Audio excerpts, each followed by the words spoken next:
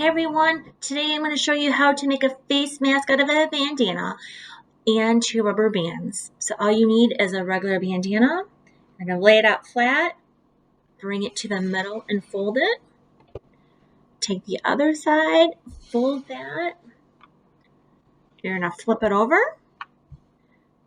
Bring one side to the middle and the other.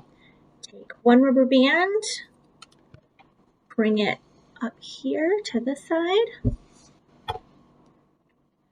Other rubber band,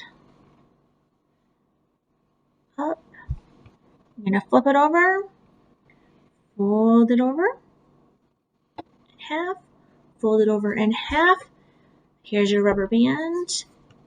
Here's your rubber band. Flip it over and you have a face mask.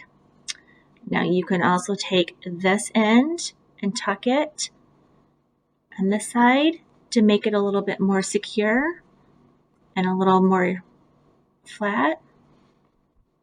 Okay, so then you can take it. You're going to take one rubber band, put it over one ear, the other ear, adjust it, and here you go.